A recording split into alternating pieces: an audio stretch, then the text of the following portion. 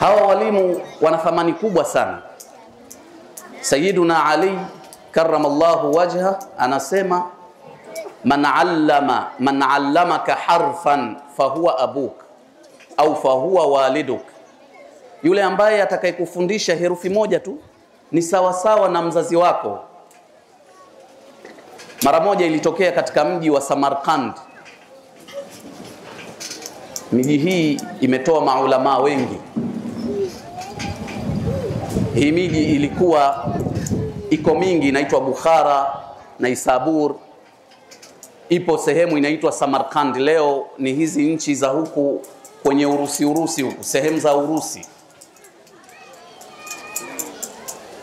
Mara moja ilitokea kwamba mwalimu aliwaruhusu wanafunzi wake kwenda kwenye likizo ya masomo. Watoto wanasoma, baada ya hapo wanapewa likizo ili warudi tena waendelee na masomo. Likizo wanazopewa wanafunzi. Baada ya kupewa likizo ile, wale wanafunzi wakaenda kila mmoja majumbani mwao. Lakini mwalimu yule alikuwa na kawaida kwamba ile likizo mwanafunzi haimalizi yote, isipokuwa hurudi walau mara moja kuja kutoa walau mkono wa kumsalimia mwalimu. Haya ni mahaba baina ya mwalimu na wanafunzi wake. Wanafunzi wakafanya hivyo isipokuwa mwanafunzi mmoja. Mwanafunzi yule hakutokea katika nusu ya ile likizo au muda ambao mwalimu aliwapangia kwamba wawe wanakuja kumsalimia. Hakutokea mwanafunzi huyu. Mwalimu akamuulizia, huyu mwenzenu yuko wapi? Kila mmoja hajui. Mpaka likizo ile ikaisha. Walipokuja katika masomo tena upya, mwalimu akamuuliza mwanafunzi wake, akawaambia, tuna ada sisi ya kuwapa likizo, lakini kabla ya kumaliza muwe mnakuja angalau kunisalimia walau mara moja mara mbili. Mbona wewe hukutokea? Ulikuwepo wapi? Yule mwanafunzi akamjibu mwalimu wake kwamba mimi nilipatwa na dharura ya mzazi wangu, mama yangu alikuwa ni mgonjwa, kwa hivyo nilikuwa nikimhudumikia mama yangu, nilikuwa nikimpa huduma, ndio maana mwalimu wangu hukuniona. Hiki kisa kimetokea katika mji wa Samarkand, sio visa vya kutunga, ni kisa cha kweli.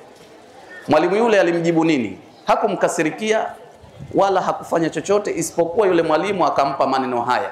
Ndio mjue kwamba walimu wana daraja kubwa. Mpaka wakasema, qum lilmuallimi wa waffihi tabjila kada almuallimu an yakuna rasula. Anakaribia mwalimu kuwa ni mjumbe. Na hili kalithibitisha Mtume sallallahu alayhi wasallam katika hadithi yake aliposema, al-ulamau warathatul anbiya, maulama ndio warithi wa mitume. Walimu hawa wanatusomeshea watoto wetu ni warithi wa mitume. Kwa hivyo mwalimu akamjibu neno hili tu moja, akamwambia, sawa, nimekusikia, lakini turzaqul umr, anamwambia wewe utapewa umri mrefu, utaishi miaka mingi, walakin la turzaqu jawdatal qariha, jawdatal fahm, hutopewa ufahamu mzuri katika elimu yako. Na kweli ikatokea kwamba wenzake wote wale wakawa ni maulama wakubwa, wameshika nafasi kubwa, nafasi mbalimbali, mpaka katika dola, katika serikali. Wengine wamekuwa mashehe wakubwa, maulama na kazi na nyadhifa mbalimbali, isipokuwa huyu mwanafunzi mmoja. Tizama daraja ya mama. Mtume katuhusia vipi kuhusiana na mama, ukubwa wake na utukufu wake katika hadithi, wazazi. Lakini hemuona daraja ya mwalimu hapa. Daraja ya mwalimu inamshinda mama, inamshinda baba. Kwa hivyo usije ukathubutu hata siku moja ukamwekea chuki mwalimu au ukambeza mwalimu kwa sababu ya kumnyoosha na kumwadabisha mtoto wako.